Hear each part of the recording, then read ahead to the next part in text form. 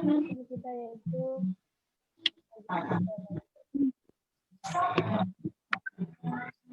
baik sebelum kita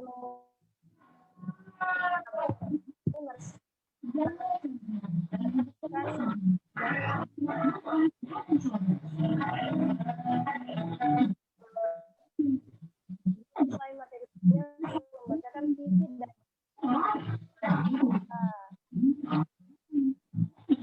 nama Haji Mansur, alamat Jalan Perum Bukit Benang Bahari Blok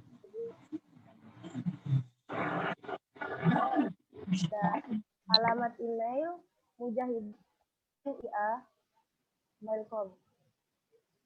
Per HP mungkin ada yang mau catat, silahkan 52 50 49 12 89. Tanggal lahir 18 April 1978. Dan dosen tetap IAIN Samarinda.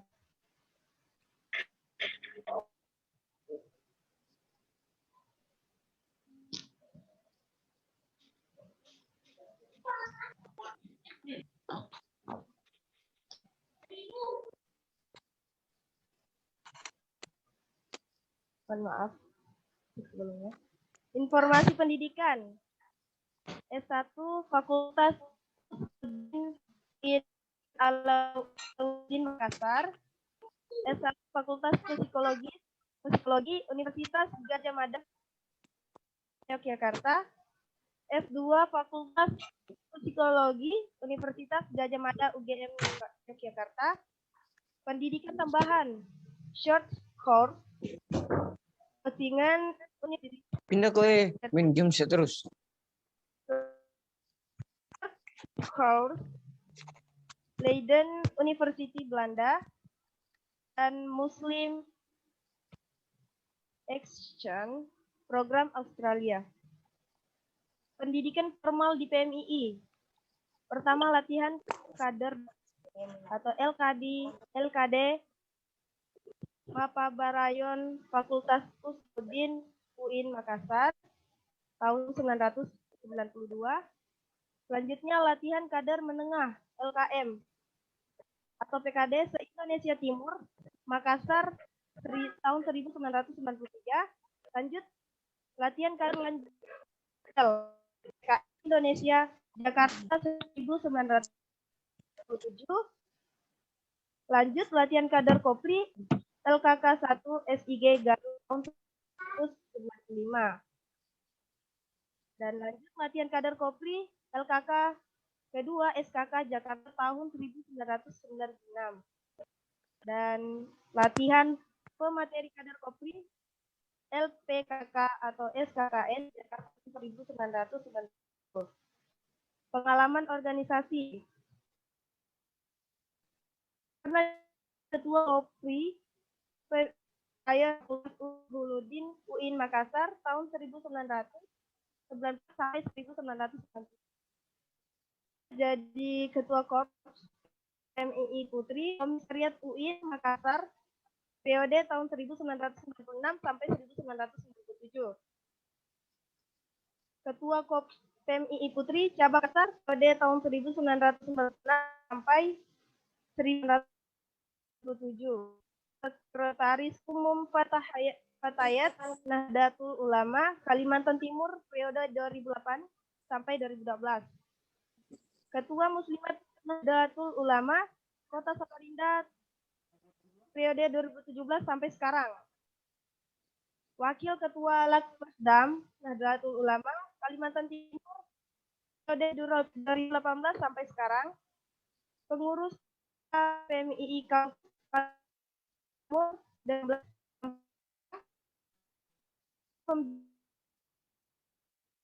Utara periode 2018 sampai 2020. Pengalaman di luar kampus. Pernah menjadi pembicara pelatihan di beberapa diantaranya pelatihan mengatasi kesulitan pada anak GTKA Jawa Barat, pelatihan memahami tipologi anak, IGRA Sulawesi Barat, talk show, dampak handphone bagi kesehatan dan psikologis, KSR, PMI, mohon maaf, pelatihan parenting berbasis anak berkebutuhan khusus, IGRA Kalimantan Timur. Lanjut, pelatihan konseling berbasis KDRT, Tim Paudi Sulawesi Barat, pelatihan toilet training, Tim Paudi Polmas, pelatihan bina diri bagi penyandang Barat dan lain-lain. Lanjut, pendampingan anak-anak korban penyalahgunaan nafsa, pendampingan anak berkebutuhan khusus atau ABK, pendampingan anak korban kekerasan seksual dan lain-lain. Nah, itulah tadi CV dari pemantik kita pada malam ini. Itu materi pertama. Dan selanjutnya, waktu dan forum diberi alih kepada pemantik kita. Miss Muja, dipersilahkan.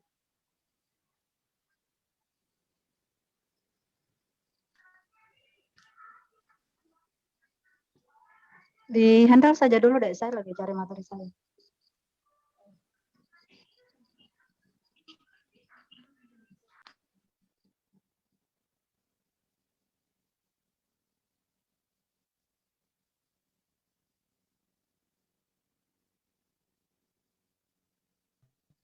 Oke, sembari menunggu kita untuk memberikan materi,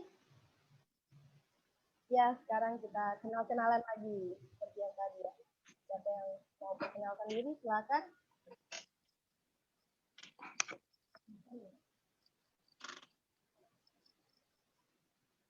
Sahabat Wasit Nur Aziza mungkin bisa perkenalkan nama dan asal delegasi. Silakan.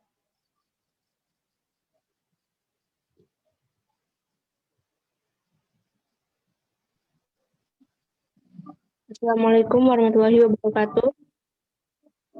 Waalaikumsalam warahmatullahi wabarakatuh. Perkenalkan, nama saya Wafid Aziza. Perkenalan diri guys. Nanti aku disuruh, kenapa kok di mana malah bilang nanti. Wafi, di mana itu rumahnya? Iya kak. Rela pada beli paket. Perkenalkan, nama saya Wafid Aziza. Saya dari delegasi PC dari Kopri PMI Bulungan.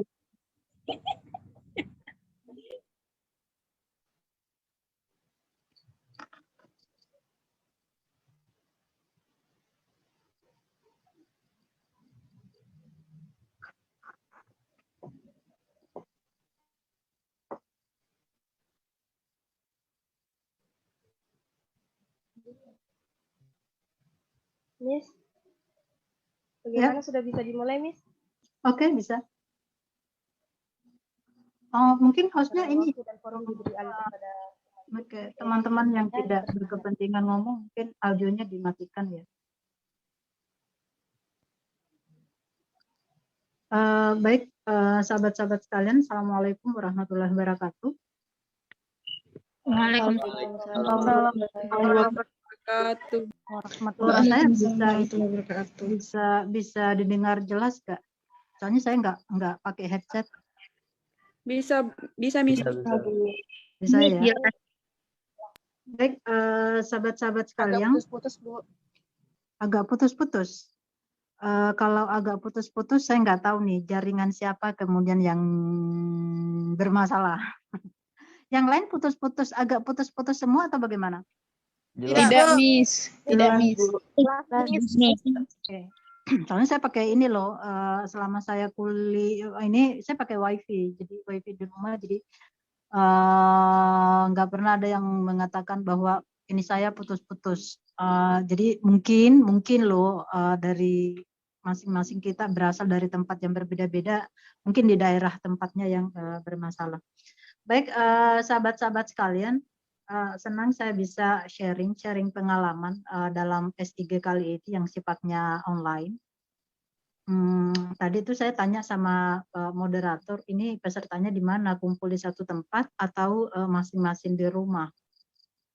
Karena beberapa hari yang lalu, ini bulan berapa sih? Ya, bulan lalu saya juga mengisi materi di SIG di cabang Goa, Sulawesi Selatan. Tapi saya cuma selain saya ada narasumber dari PB Kopri yang menjadi narasumber, tapi yang online itu cuma yang narasumber yang luar dari Sulawesi. Pesertanya mendengarkan, mereka kumpul dalam satu apa namanya? Dalam satu ruangan, kitanya aja narasumber yang jauh. Nah, saya tadi berpikir, gimana rasanya ya SIG kalau kemudian itu sifatnya masing-masing tempatnya beda-beda. Pengalamannya mungkin berbeda dalam artian kalau saya dulu senangnya kalau ikut SIG kemudian itu diadakan di tempat lain karena bisa nambah kenalan, bisa punya kenalan baru gitu. Baik sahabat-sahabat, perempuan dalam perspektif Al-Quran dan hadis. Ini agak berat, bukan berat dalam artian saya nggak mampu. Biasanya materi ini sebenarnya dibagi dua, satu perempuan dalam perspektif Al-Quran, satu perempuan dalam perspektif hadis. Kemarin karena kesibukan saya lupa menghubungi Ketua Kopri untuk merekomendasikan, karena sifatnya online, untuk merekomendasikan nama sahabat yang lain yang bisa menghandle salah satunya. Tapi nggak apa-apa. Karena saya backgroundnya S1-nya, saya 2 kali S1 tadi sudah dibacakan, pernah kuliah di Usuluddin, jurusannya tafsir hadis, walaupun sekarang orang lebih mengenal saya sebagai orang psikologi. Artinya materi yang kayak gini sebenarnya bukan materi yang bukan materi yang baru, bukan materi yang berat bagi saya. Berat itu saya mengatakan berat karena kita akan terbentur pada persoalan waktu.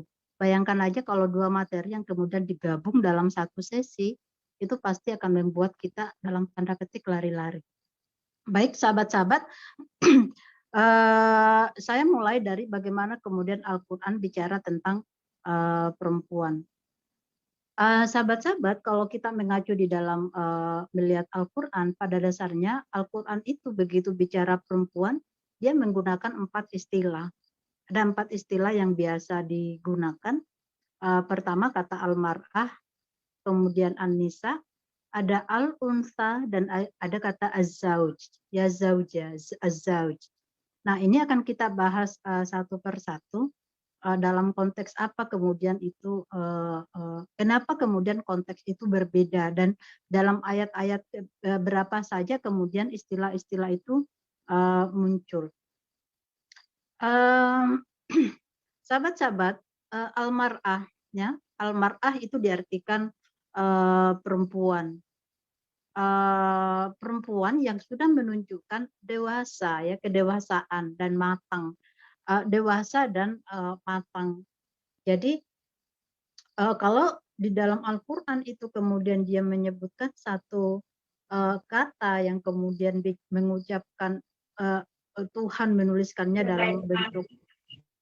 dalam kata al-mar'ah, itu menunjukkan dia sedang berbicara tentang perempuan yang dalam artian dia sudah dewasa.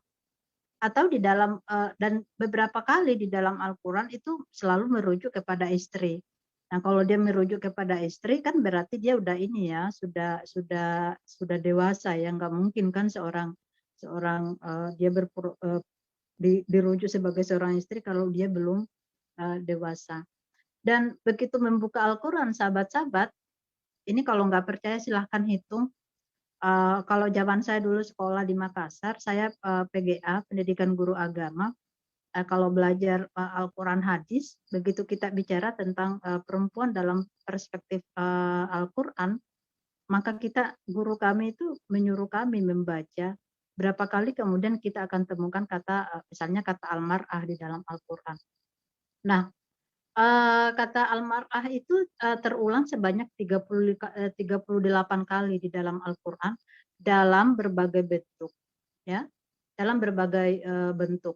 Nah, sahabat-sahabat bisa melihat dalam bentuk apa saja kata al-mar'ah itu muncul, dan silahkan amati kalau sahabat-sahabat ini ya mengaji ya, misalnya diperbolehkan menjadi saksi, sahabat-sahabat akan menemukan dalam surah Al-Baqarah ayat 282. Ini saya ingat dulu waktu kuliah, begitu ujian tafsir dan kemudian disuruh menghafal surah Al-Baqarah ayat 22. Ini salah satu surah yang ayat yang panjang di surah Al-Baqarah. Kemudian kata al-mar'ah tersebut ketika konteksnya bicara tentang perempuan yang mandul, itu dalam Quran surah Maryam ayat 5, bicara tentang keimanan yang lemah. Kadang-kadang diklaim bahwa perempuan itu imannya lemah, keimanan yang lemah. Baca Quran surah Yusuf ayat 30, orang lemah itu dalam artian kalau sahabat-sahabat ingat ya bagaimana kisah Nabi Yusuf ketika dia coba diperdaya oleh pasangannya si Sulaika. Terus ada keimanan yang kuat, sahabat-sahabat bisa lihat di surah At-Tahrim ayat 11. Perempuan juga boleh bekerja di luar rumah. Sahabat-sahabat akan melihat surah An-Naml ayat 23. Di perempuan itu dikodratkan hamil dan melahirkan, ini surah Ali Imran ayat 35. Sahabat-sahabat juga akan melihat bahwa perempuan itu berhak atas warisan. Dalam Al-Quran surah An-Nisa ayat 12 itu muncul. Kemudian perempuan boleh dinikahi dalam Quran surah Al-Ahzab ayat 50. Ini beberapa penggunaan term ya, beberapa penggunaan term. Sahabat-sahabat boleh ini yang lain karena tentu semuanya tidak tersebutkan di sini. Sahabat-sahabat silahkan cek dan boleh kalau mengaji di term-term apa saja kemudian kata al-mar'ah itu muncul. Ini kenapa saya mulai dari sini karena nanti kita akan bahas ini nanti akan terkait bagaimana kemudian ketimpangan sosial itu terjadi karena perbedaan istilah yang sebenarnya di dalam Al-Quran itu sudah jelas ininya. Nah, kata yang kedua adalah kata an-nisa. An-nisa ini sebenarnya bentuk jamak dari al-imra'ah, perempuan. Ya. Ini juga diartikan sebagai perempuan yang sudah matang atau perempuan yang sudah dewasa. Nah, ini lebih sering digunakan untuk menggambarkan kualitas moral dan budaya seseorang. Kata an-nisa terulang sebanyak 59 kali dalam Al-Quran dengan berbagai bentuk. Nah, sahabat-sahabat, di sini ada kata an-nisa, kemudian ada kata al-mar'ah. Jadi dua term nanti kita akan jelaskan apa sih sebenarnya perbedaannya ketika saya menggunakan ketika Al-Quran ya, ketika Al-Quran menggunakan kata an-nisa dengan term-term yang lain. Coba lihat ya sahabat-sahabat, di sini ada teks yang mengatakan bahwa an-nisa itu digunakan ketika menggambarkan kualitas moral seseorang berdasarkan budaya. Ya, jadi ingat berdasarkan budaya. Kenapa? Karena ada fase di mana perempuan itu harus dilihat dalam perspektif budaya, tapi ada juga fase di mana kita melihat perempuan dalam perspektif seks. Bagaimana kita melihat jenis kelaminnya yang memang itu bersifat kodrati dan bersifat konstruksi sosial. Nah, ketika kita bicara surah An-Nisa, perempuan berdasarkan redaksi An-Nisa itu ada beberapa kali muncul. Misalnya di surah Al-Baqarah ayat 49 yang menjelaskan bahwa perempuan itu butuh perlindungan. Kemudian di Quran surah An-Nisa ayat 19 dikatakan bahwa perempuan itu bukan harta warisan. Ini perempuan bukan harta warisan kalau kita merujuk kepada bagaimana perlakuan dunia atau masyarakat sebelum Islam datang, sahabat-sahabat tentu tahu bahwa miris sekali karena sebelumnya itu sebelum Islam datang perempuan itu kayak dijadikan warisan. Misalnya, anggaplah saya seorang laki-laki, begitu saya meninggal, ya saya bisa aja mewariskan istri saya. Misalnya saya membuat ini bahwa, oh istri saya akan saya wariskan kepada si B misalnya, kan seperti itu. Makanya kemudian di dalam ini, kalau baca surah An-Nisa ayat 19 ini, ayat ini tuh sebenarnya asbabun nuzulnya mencoba mengkonter budaya-budaya masyarakat pada masa itu. Kemudian di dalam surah An-Nisa ayat 34 itu berbicara tentang istri yang soleha adalah yang taat pada Allah. Quran surah Al-Baqarah ayat 228 ada ayat 223 itu berbicara tentang perempuan ladang bagi laki-laki. Ini dalam konteks kalau yang kayak gini biasanya nih ayat ini Al-Baqarah 223 ini paling sering muncul pada saat ada khutbah nikah. Salah satu ayat yang paling banyak dipakai ini Al-Baqarah 223. Kemudian surah An-Nisa ayat 7 perempuan berhak mendapatkan warisan. Quran surah An-Nur itu perempuan wajib menutup aurat. Kemudian ada Quran surah Ali Imran perempuan sebagai ujian. Quran surah An-Nisa ayat 4 perempuan berhak mahar. Quran surah An-Nisa ayat 22 sampai 24 perempuan yang haram dinikahi. Quran surah At-Talaq ayat 1 perempuan dalam hukum dalam pokok-pokok hukum perceraian. Kemudian yang terakhir Quran surah An-Nisa ayat 7 perempuan ketika konteksnya bicara tentang poligami. Gitu. Nah, yang berikutnya adalah ketika ini ya yang tadi ya. Berikutnya adalah ketika konteksnya al-unsa ya, al-unsa. Ini juga perempuan. Nah, ketika bicara tentang al-unsa sahabat-sahabat, ini dia bicara perempuan secara biologis ya. Perempuan secara biologis bentuknya itu terulang sebanyak 30 kali di dalam Al-Qur'an. Misalnya ya kita melihat bagaimana perantara lahirnya umat manusia dalam surah Ar-Ra'd itu ayat 8. Dalam surah Al-Hujurat ayat 13 sebagai anggota masyarakat. Ini kesetaraan antara laki-laki dan perempuan dalam Quran surah An-Nahl. Terus perempuan itu membutuhkan perlindungan dalam Quran surah An-Nahl ayat 58.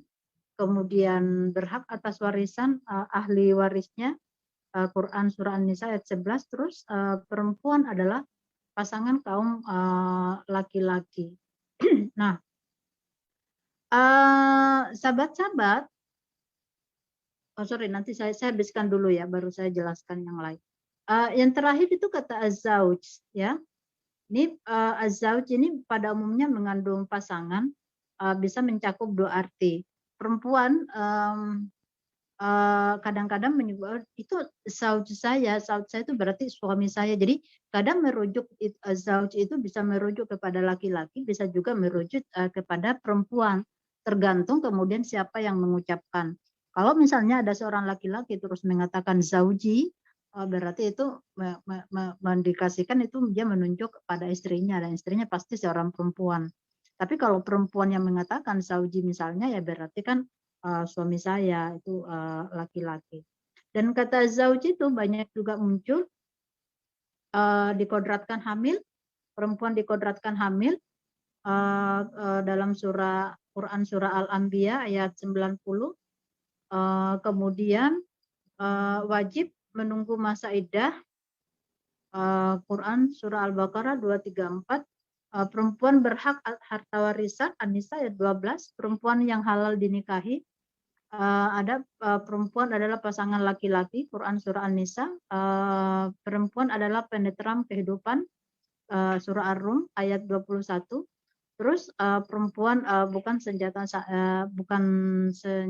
setan surah Al-Araf ayat 19. Nah, sahabat-sahabat, saya mau mengatakan begini, yang sering sebenarnya muncul dalam kehidupan sehari-hari, ketika kita menyebutkan kata gender, kenapa sih gender itu bermasalah? Atau ada yang bertanya begini, memang dalam Al-Quran itu ada nggak sih yang ayat-ayat apa Tuhan berbicara tentang gender? Saya menjawab Tuhan itu memang berbicara tentang gender, ya. Sahabat-sahabat, tadi saya sudah memperkenalkan istilah beberapa term. Jadi ketika Tuhan nah gini, saya mau menghubungkan dengan seks dan gender. Saya mau tanya dulu nih sahabat-sahabat, apa sih perbedaan seks dan gender yang sahabat-sahabat pahami? Silakan siapa yang mau menjawab. Kira-kira apa yang sahabat-sahabat pahami tentang istilah seks dan istilah gender.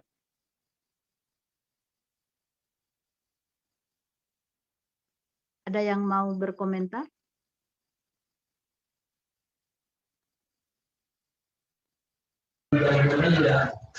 Terus, Bu, menurut saya seks itu seperti laki-laki dan perempuan, sedangkan gender itu sifat yang melekat. Seperti misalnya sifat yang melekat pada perempuan itu hamil, melahirkan. Seperti itu, Bu. Coba Mungkin- diulangi tadi, coba diulangi. Apa tadi? Gender itu sifat yang melekat, seperti gender seperti misalnya pada perempuan. Perempuan itu melahirkan, jadi sifat yang melekat pada perempuan. Melahirkan, menyusui, dan sudah menjadi kodrat yang nggak bisa diganggu gugat lagi, seperti itu. Oke. Terus?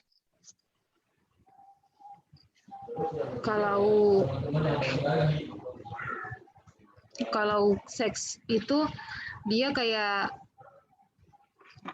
laki-laki, perempuan, dia kayak Kayak apa?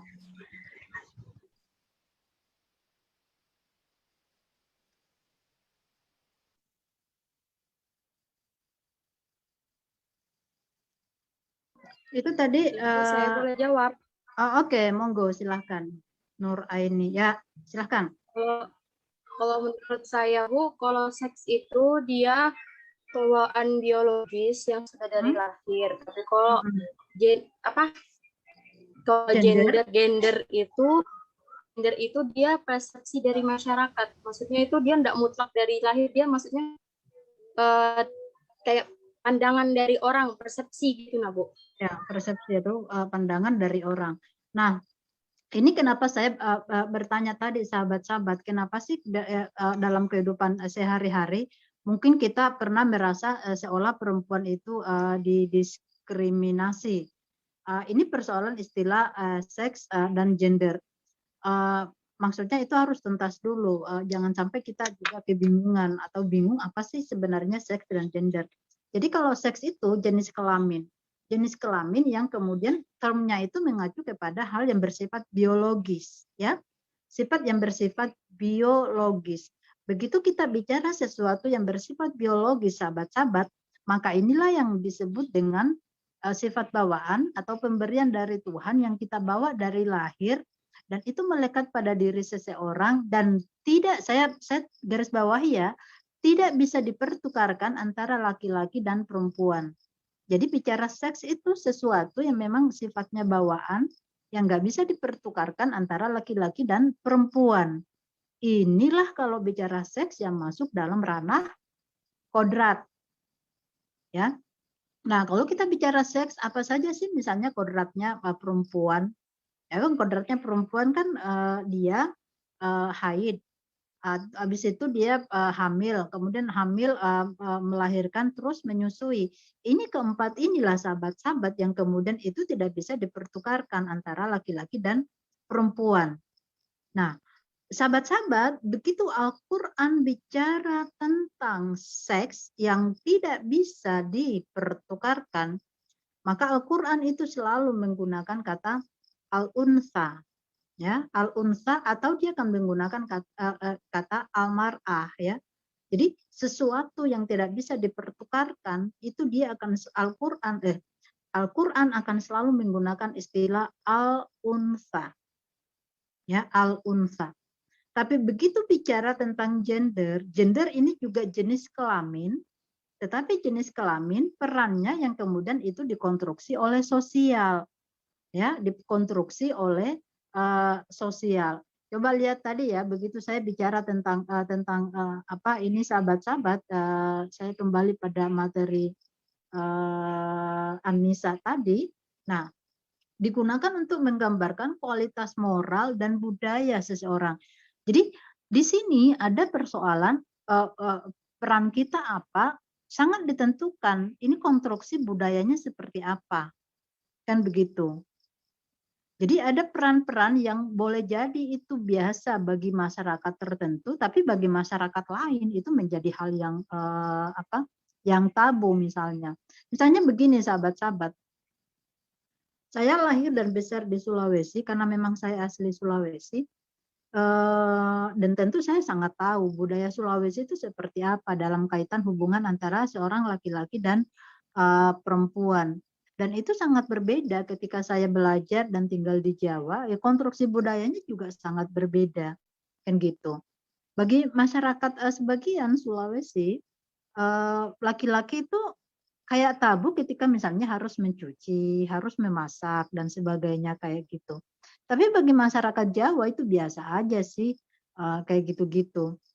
Artinya ini sesuatu yang tidak bisa kalau sifatnya peran dan itu kaitannya gender itu sesuatu yang bisa dipertukarkan. Jadi bisa dipertukarkan antara laki-laki dan perempuan karena tergantung konstruksi budaya pada satu masyarakat tertentu kan seperti itu. Nah, dan ketika Al-Quran bicara tentang gender, ya, dan ketika Al-Quran berbicara tentang gender, maka Tuhan selalu menggunakan term an-nisa, ya.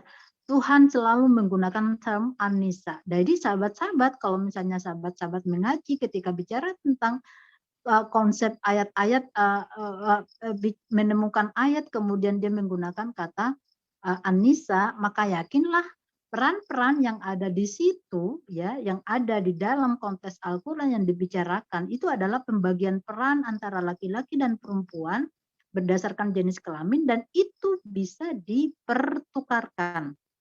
Ya, saya mengatakan sekali lagi saya katakan bisa dipertukarkan. Nah, sahabat-sahabat, permasalahannya adalah kenapa sih kesalahan-kesalahan persepsi atau kenapa gender dalam kehidupan itu sering bermasalah. Kalau menurut sahabat-sahabat nih, kenapa sih kemudian istilah gender itu kayak seolah-olah alergi orang mendengarnya, atau kenapa diskriminasi terhadap perempuan itu atau terhadap salah satu jenis kelamin itu bisa terjadi? Menurut sahabat-sahabat kenapa?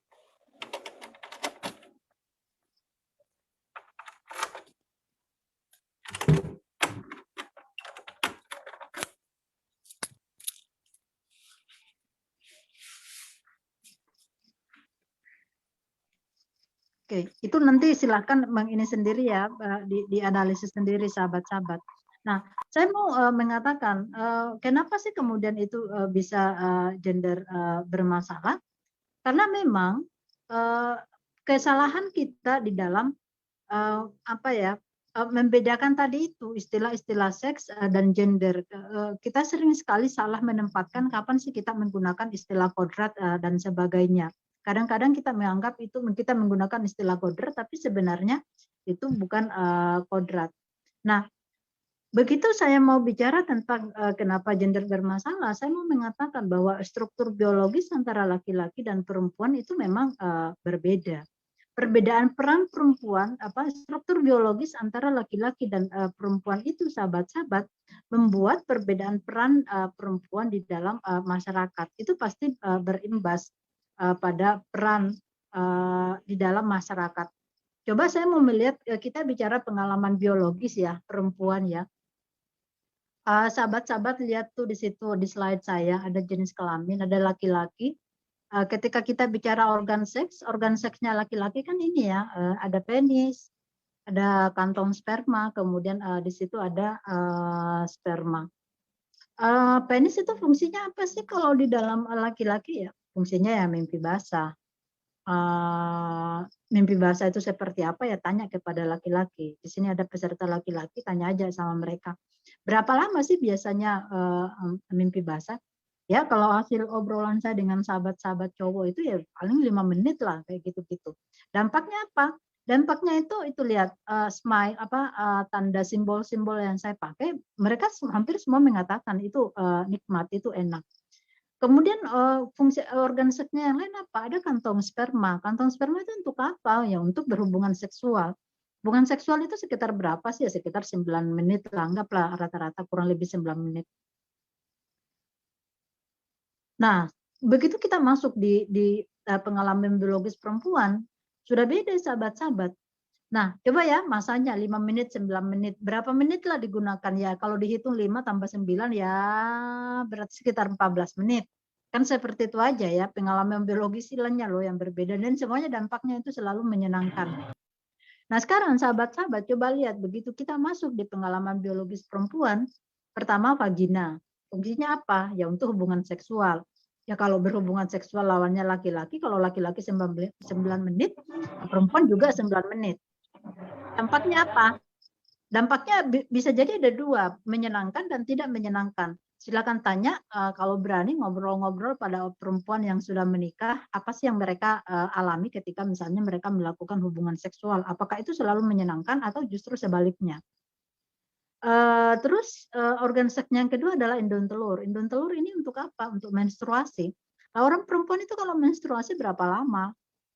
Ya anggaplah saya pakai rata-rata kurang lebih 1 minggu. Dampaknya apa? Itu sesuatu yang menyenangkan atau tidak menyenangkan? Tanya sama perempuan, karena di sini pesertanya pada perempuan semua. Kalau saya tanya apa sih yang kau rasakan pada saat haid, ya hampir semuanya ya tidak mood, rasanya pengen selalu marah, malas, rasanya itu pengen kalau bisa tuh nggak mandi di rumah saja, murung, dikit-dikit marah tapi nggak tahu penyebabnya apa dan sebagainya, super malas dan super bete. Itu terjadi pada orang hubungan seksual menstruasi. 1 minggu loh, 1 minggu. Sel telur untuk apa? Hamil. Hamil berapa lama? 9 bulan. Tanya sama perempuan yang pernah hamil, itu sesuatu yang menyenangkan sekaligus tidak menyenangkan. 9 bulan loh. Rahim untuk apa? Melahirkan. Berapa lama sih masanya, berapa ini kalau orang melahirkan? Ya kalau baik-baik aja ya 12 jam. Ada yang lama dan ada yang lebih dari 12 jam, ada yang kurang dari 12 jam. Menyenangkan atau tidak dampaknya? Ya, ada menyenangkan, ada yang tidak menyenangkan. Ada nifas, kelenjar mamanya untuk nifas, menyusui. Nifas itu bisa 1 sampai 60 hari. Menyusui sampai berapa lama sih? Bisa sampai 2 tahun. Semuanya selalu dampaknya positif negatif. Nah, sahabat-sahabat, pengalaman biologis kita sudah berbeda. Yang saya mengatakan bahwa itu pasti akan mempengaruhi peran kita dalam sosial. Ya. Kenapa kemudian agak, kalau saya ditanya kenapa kemudian agak mungkin agak terpinggirkan atau agak terbelakang, karena ada hal-hal yang kemudian terjadi pada perempuan, pengalaman biologis kita yang kadang-kadang membuat kita untuk beraktivitas sosial itu tidak sebebas laki-laki, kan seperti itu. Ya misalnya saja kalau haid, orang kalau lagi haid, apalagi kalau awal-awal menjelang haid, sahabat-sahabat dipanggil rapat mungkin juga ogah-ogahan ya karena lagi malas lah, bete lah dan lain sebagainya. Nah, pengalaman biologis ini sahabat-sahabat yang seperti yang saya katakan tadi itu pasti akan berpengaruh kepada peran sosial. Ya, peran sosial. Contohlah kalau misalnya punya anak nih, lagi menyusui, apakah peran sosial kita itu akan full? Apakah seorang perempuan bisa full time berperan sosial pada saat dia lagi menyusui? Kalau pengalaman saya mengatakan tidak. Kenapa? Karena ada anak yang menghalangi kita, yang membuat kita harus lebih banyak di rumah. Zaman saya anak saya masih kecil, sahabat-sahabat, kalau diminta untuk mengisi materi, ya saya banyak men-skip. Kecuali saya mengatakan ketika sudah agak besar, oke, saya bisa mengisi materimu dengan syarat kirim 1 orang ke rumah dan dia harus menjaga anak saya. Begitu materi saya selesai, saya langsung balik ke rumah. Tapi kan kemudian itu akan sangat terbatas. Peran sosial saya kemudian sangat terbatas karena zaman saya melahirkan hanya berani di sekitar kota Makassar, kota Samarinda. Padahal bandingkan misalnya zaman sekarang ya, anak saya sudah bisa ditinggal karena besar itu ya saya kadang ke Tenggarong, kadang saya ke Kutim, kadang saya ke Balikpapan hanya untuk ngisi-ngisi materi. Bahkan terakhir beberapa ini yang lalu saya pernah ke Bulungan untuk ngisi materi. Jadi pengalaman biologis itu bisa mempengaruhi peran sosial kita. Nah, perbedaan peran sosial ini kemudian bisa menimbulkan sistem patriarki. patriarki. Sahabat-sahabat, patriarki itu bagaimana sebuah sistem yang dianut oleh masyarakat yang sangat potretnya, panutannya, aturannya itu sangat merujuk kepada laki-laki. Laki-laki, patokannya adalah laki-laki. Nah, sistem patriarki ini kemudian bisa melahirkan diskriminasi gender yang kemudian banyak terjadi di dalam masyarakat. Jadi sekali lagi saya mengatakan kerancuan pemahaman jenis kelamin dan gender ya itu akan membuat pembagian dikotomi peran dan penghargaan atas peran gender yang kemudian itu bisa melahirkan diskriminatif gender. Diskriminatif gender yang biasa terjadi itu stereotip, subordinasi, marginalisasi, beban ganda, kekerasan dan sebagainya. Nah, diskriminasi gender itu seperti apa sih sebenarnya diskriminasi gender itu? Ya, diskriminasi gender itu ketika salah satu jenis kelamin berada dalam keadaan tertinggal dibandingkan jenis kelamin yang lain. Coba sahabat-sahabat lihat pada gambar ini ya. Sahabat-sahabat lihat pada gambar ini. Ini kayak gambar ada lomba lari nih. Lomba lari antara laki-laki dan perempuan. Coba lihat tuh, perempuannya bawa apa? Dia memanggul sesuatu, kemudian dia memegang anaknya. Kira-kira ketika diadakan lomba lari dengan status seperti ini, sahabat-sahabat, kira-kira yang juara siapa?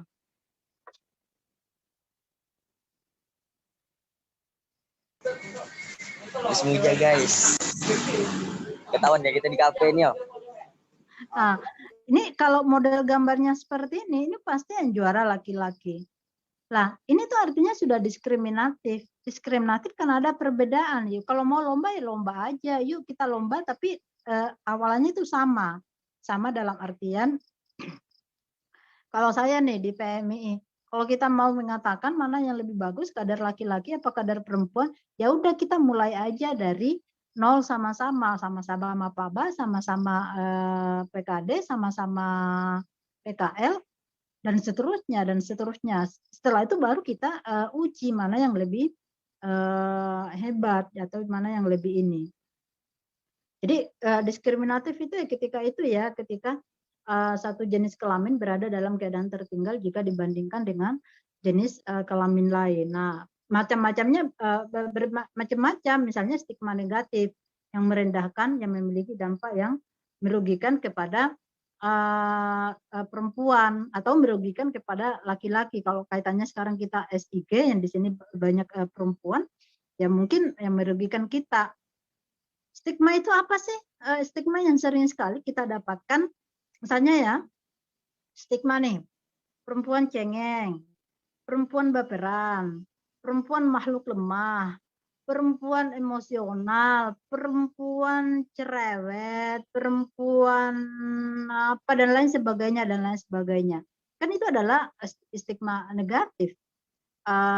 Yang kalau kita bicara ya sekali lagi, kalau dikatakan bahwa perempuan lemah, perempuan cerewet, perempuan baperan, cemburuan, pertanyaan saya adalah, apakah tidak ada laki-laki yang cerewet? Apakah tidak ada laki-laki yang baperan? Apakah tidak ada laki-laki yang cemburuan? Apakah tidak ada laki-laki yang lemah? Kalau dikatakan perempuan itu katanya lemah. Laki-laki juga ada yang lemah kok, kan seperti itu. Nah, itu artinya itu ranah gender, sahabat-sahabat. Jadi ketika sesuatu itu masih bisa dipertukarkan bahwa ada laki-laki yang lemah, ada laki-laki yang cerewet, ada laki-laki yang gemulai misalnya, itu berarti masih ranahnya masih gender, peran yang kemudian itu bisa dipertukarkan, kan seperti itu. Jadi ketika peran itu masih bisa dipertukarkan, sahabat-sahabat, bahwa itu berarti kita masuk dalam ranah gender yang kemudian ketika kita merujuk kepada Al-Quran, begitu bicara tentang gender ya pasti itu ranahnya akan banyak menggunakan kata anisa. Nah, subordinasi itu ya ketika kita dianggap yang satu merasa lebih tinggi, yang satu merasa di bawah, direndahkan atau merasa superior. Nah, sahabat-sahabat, saya itu termasuk sudah lama di PMI dan saya selalu mengatakan bahwa PMII itu termasuk organisasi yang menurut saya itu juga sering sekali melanggengkan diskriminasi gender. Ya, ada subordinasi seolah dianggap perempuan itu nggak mampu. Ya, perempuan dianggap tidak mampu. Coba sahabat-sahabat, saya mau tanya. Pada saat sahabat-sahabat mengikuti Mapaba, berapa narasumber perempuan yang ada menjadi narasumber pada saat sahabat-sahabat Mapaba? Ayo, pengalaman di sini beberapa, karena ini berbeda dari berbeda-beda tempat, mungkin tempat Mapabanya. Saya mau tanya, berapa narasumber perempuan pada saat Anda Mapaba? Siapa yang mau menjawab? Atau kalau mau jawab, tulis aja di chat berapa narasumbernya perempuan. Saya Bu 23. Kenapa? Kalau pas Mapaba pas saya terkiraan kemarin 2 sama 3. 2, 3.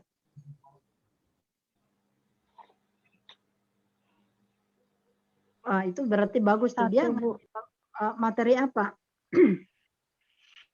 Biasanya kalau sebagian perempuan itu kopri sama kemarin itu Kak Anjeli tentang sejarah PMII juga bagi-bagi Bu. Kalau di Mapaba kemarin. Itu di mana? Di Nunukan? Tarakan Bu. Oh, Tarakan. Artinya itu bagus ya. Materinya lebih dari satu perempuan. Coba bayangkan berapa kali saya melihat materi-materi Mapaba yang lain di berbagai tempat yang saya tahu, termasuk baik itu teman-teman di Sulawesi Selatan, Sulawesi Barat, di mana saya cukup intens berkomunikasi dengan mereka, itu pasti selalu rata-rata dikasih materi itu satu perempuan. Itu pun materinya, materi kepada kopri, terus materi tentang gender, seolah perempuan hanya bisa dan hanya mampu membawakan materi kopri, ya, seolah hanya mampu memberikan materi gender. Kenapa nggak dikasih materi-materi yang lain? Misalnya begini, dalam Mapaba nih, pernah nggak sahabat-sahabat menemukan dalam Mapaba ya ada materi aswaja, keaswajaan misalnya, kemudian yang ngisi itu perempuan.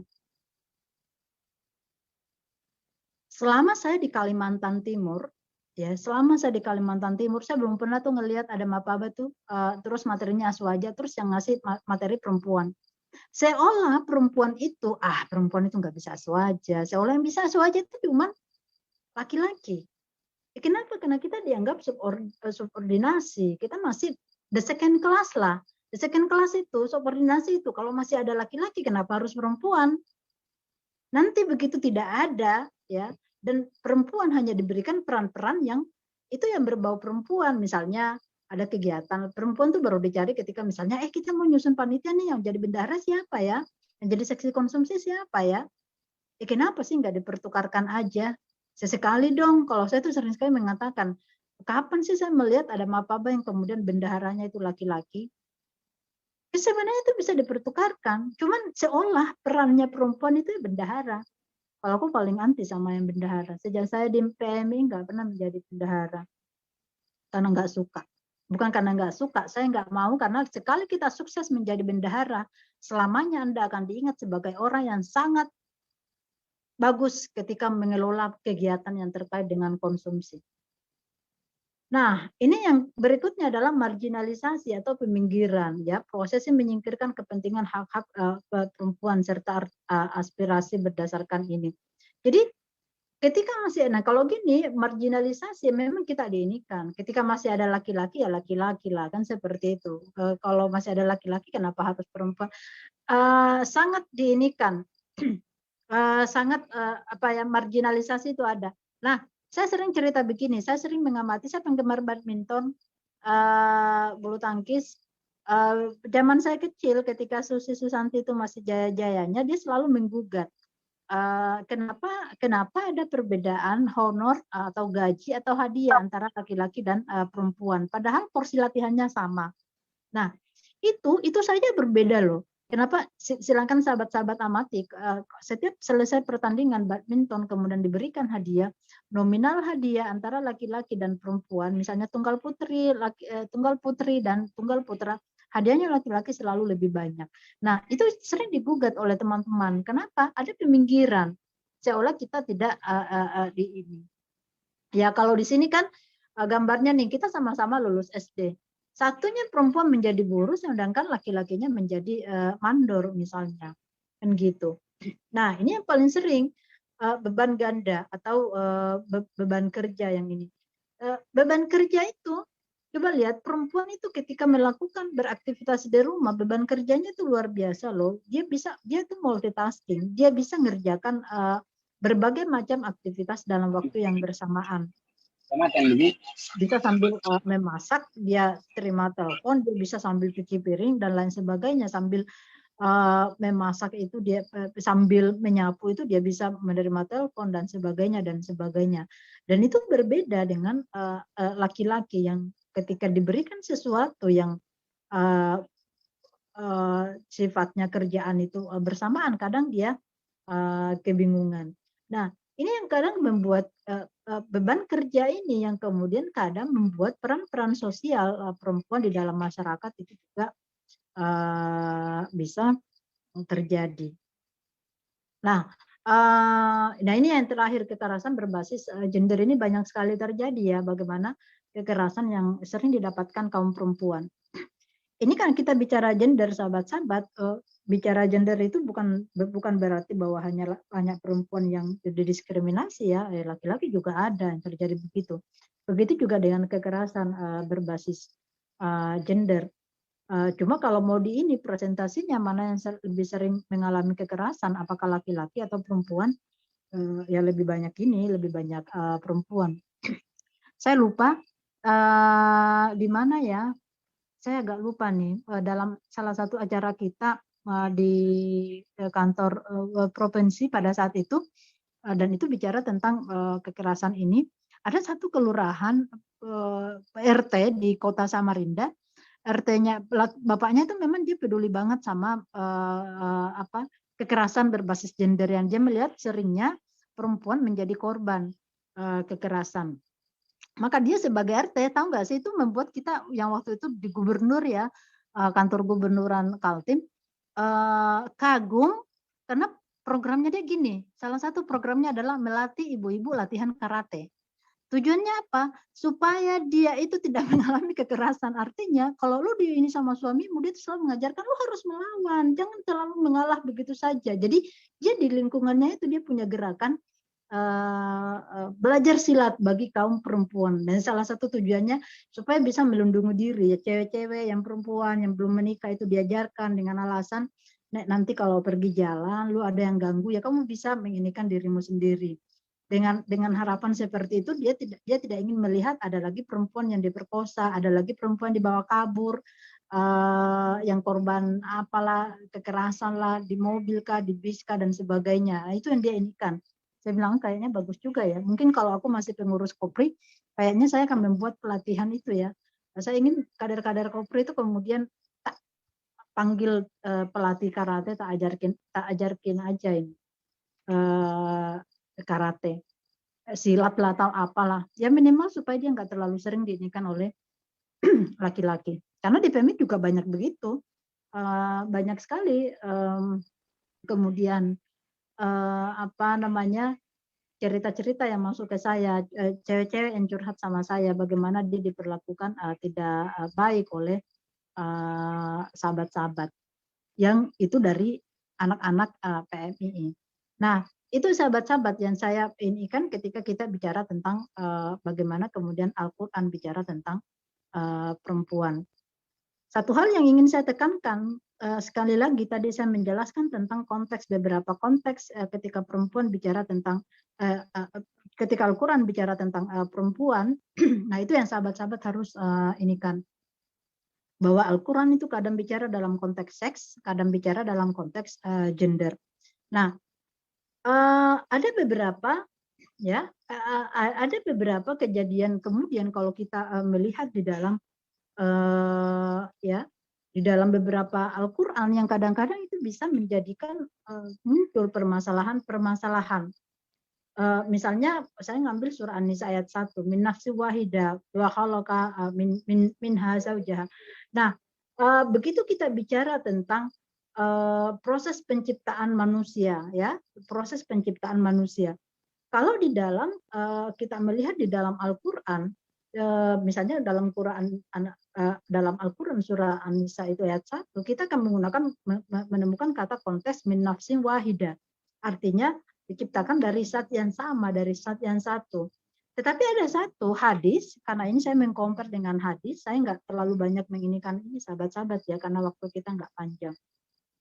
Nah, ini dulu ingat sekali nih, ini salah satu hadis yang sangat populer di kalangan anak-anak aktivis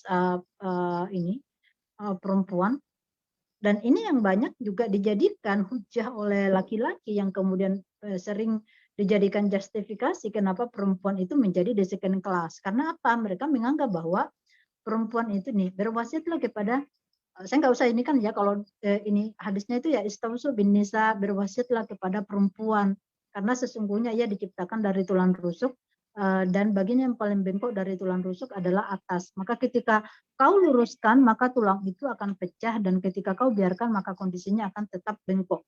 Maka berwasiatlah kalian kepada terhadap para perempuan. Teman-teman mungkin sudah sahabat-sahabat mungkin sudah sering mendengar istilah bahwa perempuan itu diciptakan dari tulang rusuk. Ini adalah hadis, ya. Inilah adalah hadis dan periwayatnya itu Bukhari. Nah, bagaimana kemudian kok bisa konteksnya ketika kita merujuk kepada Al-Quran dalam proses bicara dalam proses penciptaan manusia, Al-Quran itu tidak pernah menyebutkan bahwa perempuan berasal dari tulang rusuk. Padahal ini adalah sama-sama Al-Quran dan hadis adalah sama-sama sumber ajaran dalam Islam.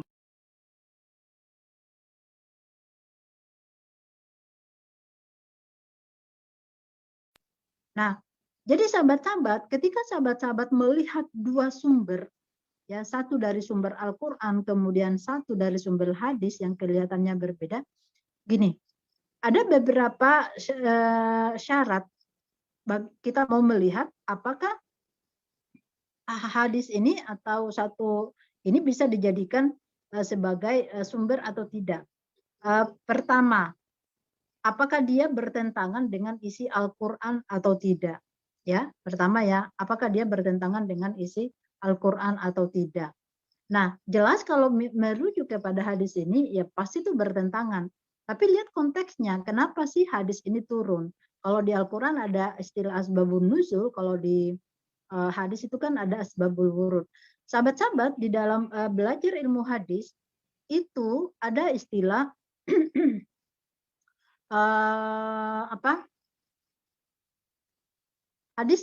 hadis-hadis yang dipengaruhi dari ajaran agama lain.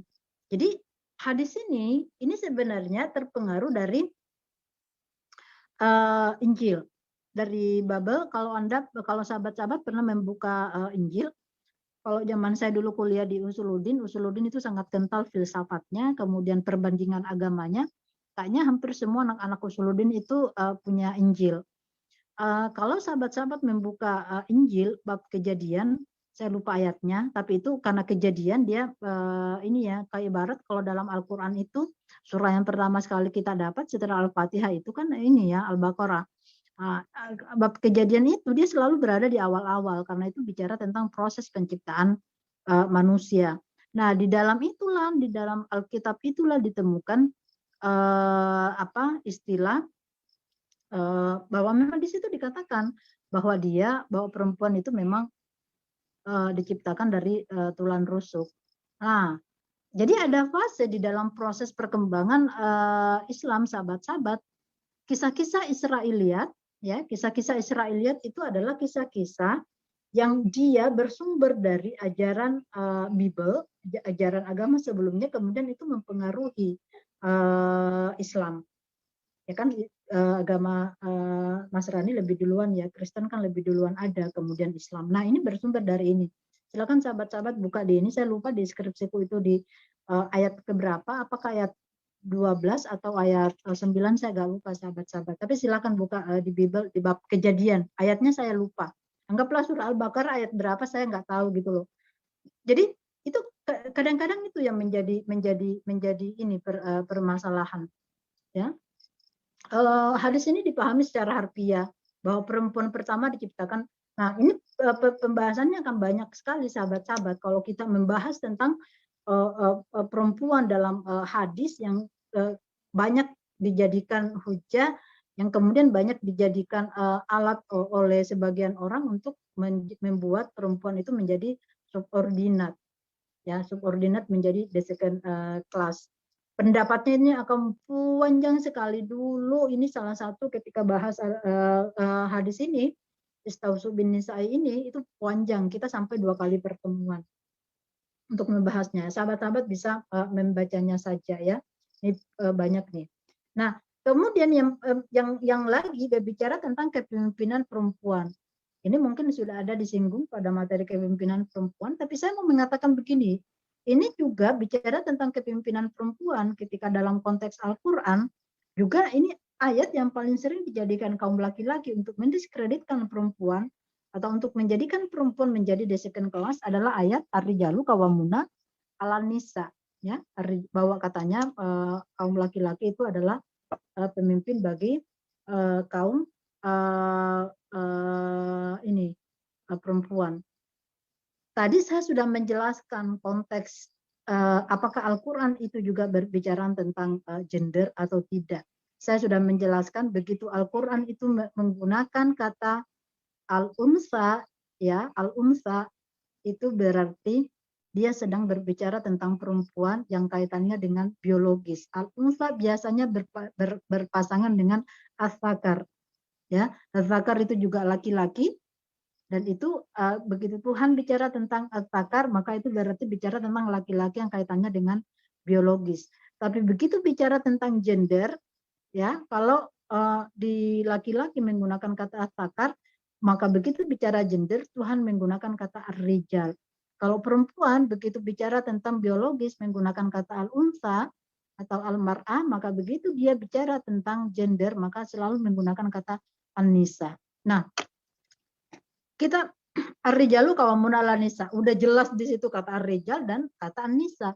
Itu jelas-jelas ayat yang berbicara tentang konsep dalam konsep gender. Jadi lebih dalam ini perempuan sebagai pemimpin kelebihan laki-laki atas perempuan sebagai pemimpin dalam rumah tangga.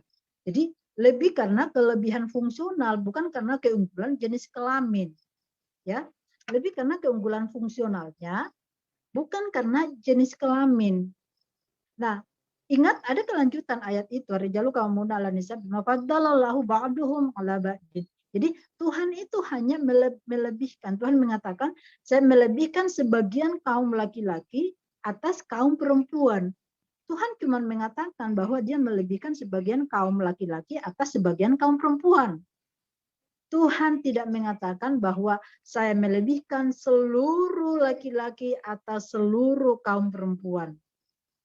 Karena cuma sebagian laki-laki atas sebagian perempuan, berarti boleh jadi ada sebagian perempuan juga yang bisa lebih daripada kaum laki-laki. Tapi boleh jadi juga ada sebagian kaum laki-laki yang memang dia lebih daripada kaum perempuan. Nah, itu sifatnya sangat seksi, sifatnya sangat fungsional di dalam peran masyarakat.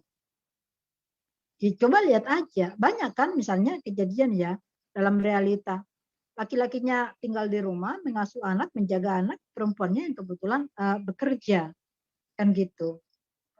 Dia punya pekerjaan yang itu lebih bagus daripada ini. Nah, saya ingat roastingannya ini Kiki yang Kiki siapa sih yang komika stand up comedy itu. Ketika dia merosting beberapa menteri, salah satu ada fase di mana suatu hari dia merosting beberapa menteri. Di situ ada menteri komunikasi Kominfo, ada menteri menteri tenaga kerja masih sahabat Hanif Dakiri itu waktu, ada Susi Pujastuti, kemudian ada Ibu Menlu, Bu Retno. Nah, saya baru tahu bahwa ternyata Bu Retno itu yang saya suka Bu Retno itu kan ternyata dia jabatannya, dia adalah Menteri Luar Negeri, sementara suaminya adalah Pak RT, ya suaminya adalah Pak RT. Kan itu jomplang sekali. Kenapa? Ini tuh konteks bahwa ada fase dalam hal tertentu perempuan itu memang lebih diunggulkan, ya lebih unggul daripada kaum laki-laki. Jadi tidak semuanya ini dalam konteks kepemimpinan di dalam rumah tangga. Oke, saya kira itu banyak beberapa. Kalau kita ini bahas semua sahabat-sahabat itu waktunya akan panjang. Mungkin bagusnya kita dialog saja. Karena sahabat-sahabat materi ini sudah saya share kepada ini, sahabat-sahabat bisa membacanya sendiri. Mungkin saya kira itu sahabat moderator, saya kembalikan kepada moderator.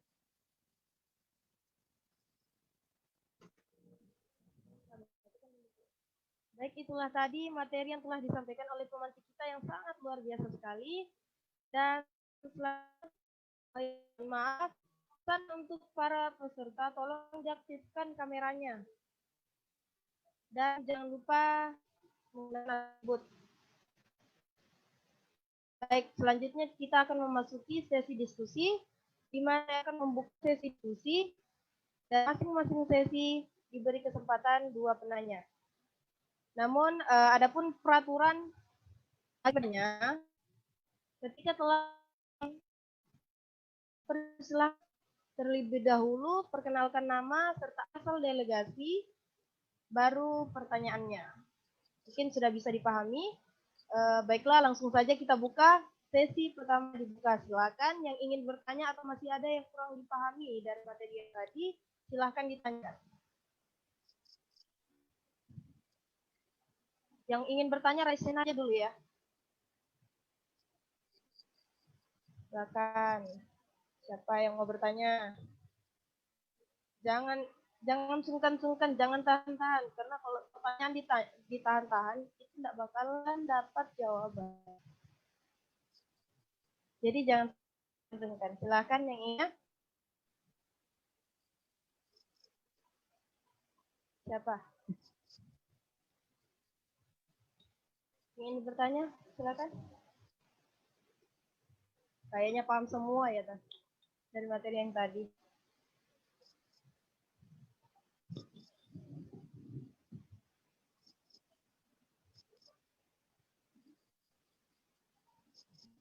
Baik, adapun pesan bagi para peserta aktif itu akan mendapatkan door prize di akhir. Silakan aktifkan diri Anda. Nah, yang mau bertanya siapa? Silakan raise hand. Ada tadi?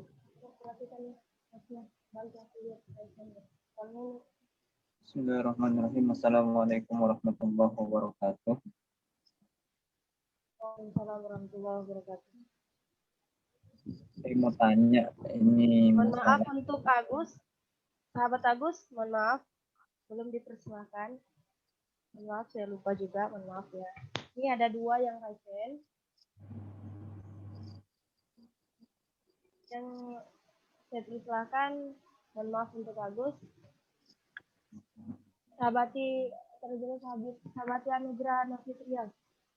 Silakan. Baik, terima kasih kepada moderator sudah mempersilakan.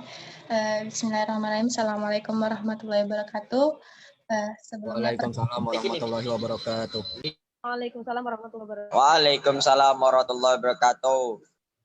Ya, sebelumnya perkenalkan nama saya Nugra Nurfitria Munawaroh. Saya dari delegasi PC Kopri Samarinda, asal dari Komisariat Universitas Mula Warman. Salam takdim kepada Ibu materi yang membawakan materi yang sungguh luar biasa. Jadi untuk materi ini saya ada 2 pertanyaan, Ibu. Yang pertama, pertanyaannya mungkin agak nyeleneh, yaitu dengan adanya kesetaraan gender atau perjuangan terkait kesetaraan gender, apakah benar dengan adanya kesetaraan gender ini ada sangkut pautnya atau ada kaitannya dengan istilah suami takut istri. Itu Ibu untuk pertanyaan pertama.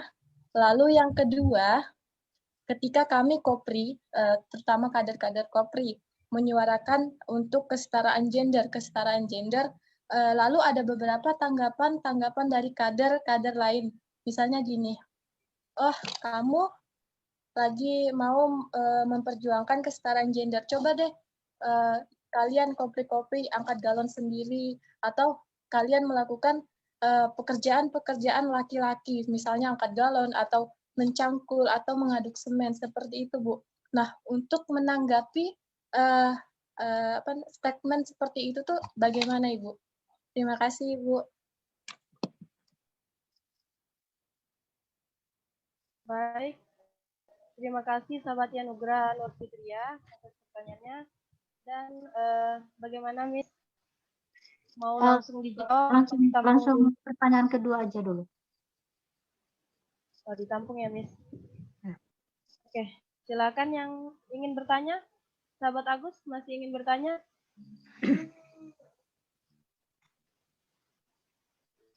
Sahabat Agus? Ya, masih. Yang mau bertanya, Agus, silakan. Assalamualaikum warahmatullahi wabarakatuh. Saya mau bertanya, saya Agus dari delegasi Rayon Perbatasan Sebatik. Ingin bertanya, tak lupa salam takzim kepada Ibu. Pertama, satu aja sih pertanyaan saya. Ini dalam konteks Al-Quran, apakah perempuan itu bisa jadi pemimpin atau tidak? Terima kasih.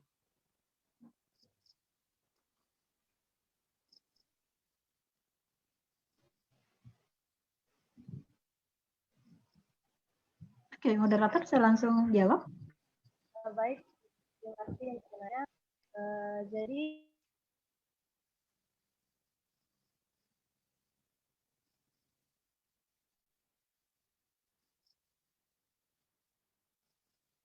Oke, baik sahabat-sahabat, dari penanya pertama, apakah karena persoalan gender itu yang kemudian melahirkan istilah suami takut istri? Nah, saya mau meluruskan begini, ada beberapa kesalahan persepsi di dalam masyarakat yang ketika kita bicara gender, seolah-olah gender itu bicara tentang perempuan. Itu yang pertama, seolah-olah itu kita bicara urusan perempuan.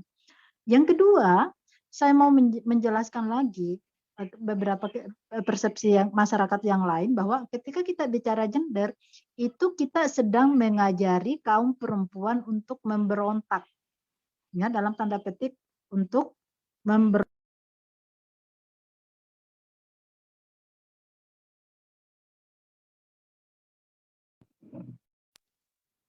Nah, jadi bukan mau ngajari untuk menjadi ini, sahabat-sahabat. Dan itu sejak dulu persepsinya seperti itu, sejak dulu bahkan sampai sekarang. Saya berani mengatakan sampai sekarang karena itu pengalaman saya. Misalnya begini, saya ingat sekali lagi saya mengatakan bahwa salah satu permasalahan kita kalau gender itu bermasalah karena salah satunya adalah persoalan patriarki.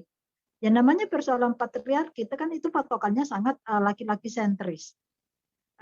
Laki-laki sudah terbiasa dilayani, sudah terbiasa enak dengan statusnya seperti ini. Yang ketika itu akan digeser oleh perempuan, maka ada rasa ketidaknyamanan dari kaum laki-laki. Kalau bahasa saya, status quo mereka itu agak terganggu karena kehadiran perempuan.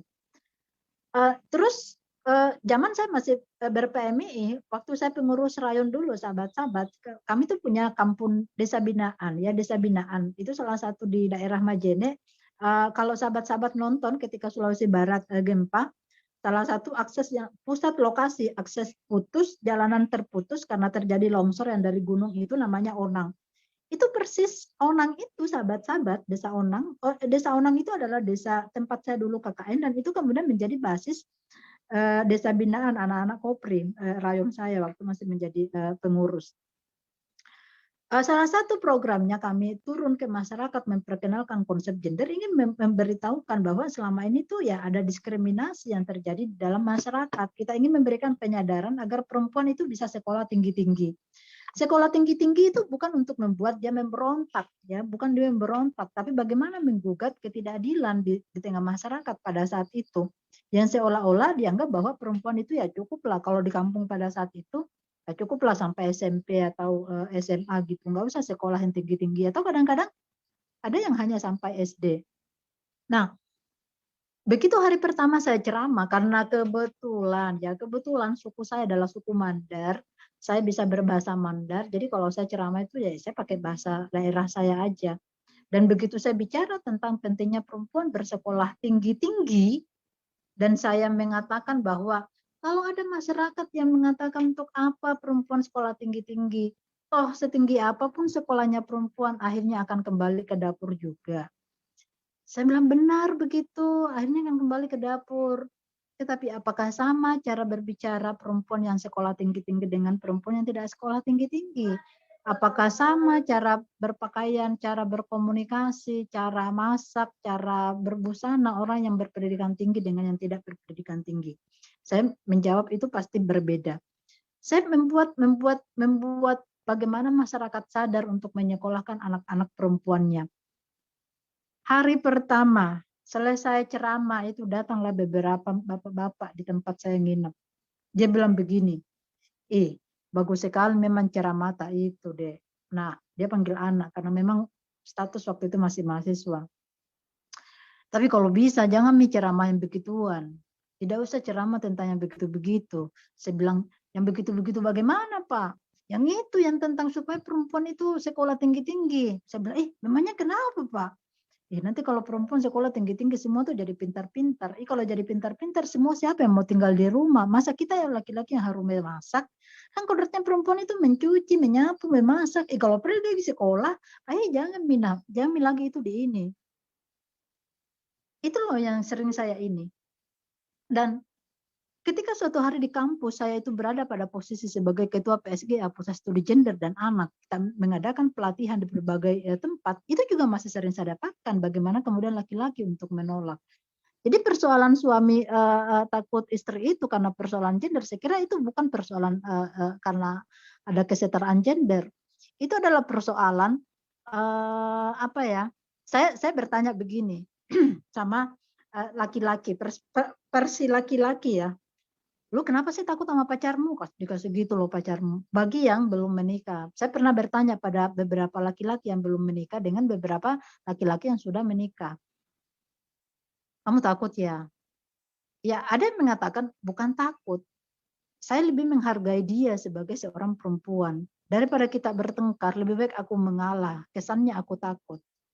Atau ada bapak-bapak yang saya tanya, istrinya loh teriak-teriak gitu kok bapak diam aja. Dia mengatakan begini, kenapa saya harus melawan dia? Walaupun dia cerewet, walaupun dia sering marahi saya, itu tidak sebanding bagaimana pengorbanannya dia melahirkan anakku, bagaimana dia rempongnya menyusui, bagaimana dia tidak bisa kemana-mana. Bayangkan anakku itu lahir, tahu nggak anakku lahir berapa kilogram Bu? Nggak tahu Pak. Beratnya anakku itu 3,9. Saya angkat barbel yang 3,9. Saya membayangkan saya mengangkat barbel 3,9 selama 9 bulan saya bawa kemana-mana. Itu berat Bu. Jadi saya bukan takut pada istri, tapi saya mengingat bagaimana pengorbanan yang dilakukan istri saya. Yang dia itu mengandung, melahirkan, terus tengah malam terbangun hanya untuk anaknya yang menyusui, tengah malam terbangun untuk anaknya yang menangis karena popoknya ini dan lain sebagainya. Bagaimana istri saya, Bu? Istri saya itu terkantuk-kantuk di pagi hari dan sebagainya. Itu semua yang kuingat, yang ketika aku bandingkan dengan apa yang sudah kulakukan, tidak sebanding. Anakku bisa seperti ini Bu karena dia cerewet, karena dia ini. Dan aku bersyukur saya dicereweti istriku karena aku tahu bahwa sebenarnya itu adalah tugasku. Saya tahu di dalam Al-Quran itu Bu, tugas seorang laki-laki adalah mendidik anaknya. Sementara saya tidak bisa melakukan itu Bu karena saya bekerja. Masa sih Pak mendidik anaknya itu tugas laki-laki? Iya, betul. Coba Ibu buka surah Al-Luqman, bagaimana Tuhan mengajarkan kita bahwa mendidik anak itu toh Tuhan loh menyebutnya Luqman loh. Bagaimana Tuhan menginginkan supaya perlakuan seorang ayah kepada anaknya, bahwa itu tugas ini dan itu saya nggak bisa lakukan, dan melakukan itu adalah istri saya. Jadi bukan karena takut. Itu ada beberapa persepsi yang seperti itu. Tapi ada juga persepsi yang memang dia takut. Kenapa dia takut? Dan ini bukan hanya laki-laki, juga kemudian terjadi pada perempuan. Lu kenapa digituin banget sih sama istrimu? Kayak harga dirimu loh sebagai seorang suami. Ya mau dia apa ya? Kalau saya ini tidak punya pekerjaan tetap, kalau saya melawan istri saya, aduh gimana ya? Saya juga cukup tahu diri. Saya kayak numpang sama istri saya. Ada yang seperti itu, yang kemudian dia takut sama ininya. Ada juga yang kemudian seseorang kenapa takut sama istrinya, bukan persoalan kesetaraan. Ya karena dia merasa, gue tuh bisa begini karena istriku loh. Masa sih Pak maksudnya? Oh, saya tuh dulu cuma tamatan SMA. Terus saya menikah dengan istri saya, dia punya pekerjaan. Istri saya yang selalu mendorong saya supaya saya kuliah, kemudian mengajarin saya, kemudian begitu saya merasa mampu, saya kemudian disuruh daftar pegawai negeri, diajarin triknya, dan akhirnya aku bisa menjadi sukses menjadi seorang pegawai negeri. Kenapa? Karena istri saya. Jadi saya tidak ingin melawan karena aku tahu istri saya itu berjasa sama saya, bagaimana dia merubah saya yang dari bukan apa-apa menjadi siapa, bisa menjadi seperti sekarang ini. Kan gitu-gitu. Dan saya takutnya, jadi bukan persoalan kesetaraan gender, tapi memang ada persoalan-persoalan. Kenapa kemudian beberapa laki-laki itu takut sama perempuan? Atau kalau bahasa ininya, kenapa takut? Takut ya sama istri ya. Bukan takut. Kenapa? Saya malas bermasalah. Soalnya saya kalau ngomong satu kalimat, istriku itu bisa 3 paragraf. Itu satu kalimat loh. Dia lawan 3 paragraf. Daripada panjang persoalan, lebih baik saya mengalah. Ada yang seperti itu. Nah, kemudian bagaimana dengan istilah-istilah yang ketika kita bicara kesetaraan gender, kemudian dia mengatakan, kau bicara kesetaraan gender, coba kau itu angkat galon, atau apalah melakukan sesuatu. Kesetaraan gender, sahabat-sahabat, itu, ya ini lihat, ini slide ya, tujuan kesetaraan gender, kalau kita bicara dalam konteks gender, pada dasarnya ada 4. Pertama, akses. Akses itu, bagaimana semua dalam aturan pemerintah atau dalam segala kehidupan sehari-hari, baik laki-laki dan perempuan, ya, laki-laki dan perempuan sama-sama punya hak, sama-sama bisa mengakses sesuatu. Misalnya akses apa? Misalnya pemberian beasiswa. Apakah ada perbedaan?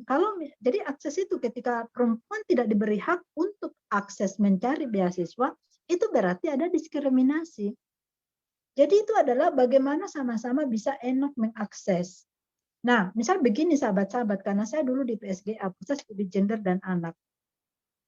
Ya, jadi kesetaraan itu sahabat-sahabat bukan berarti imbangannya sama. Misalnya sama-sama 30 kg, sama-sama 30 kg.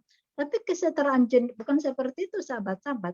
Kesetaraan gender itu adalah proporsional sahabat-sahabat ya. Ingat, proporsional. Misalnya begini nih di Unmul. Ya.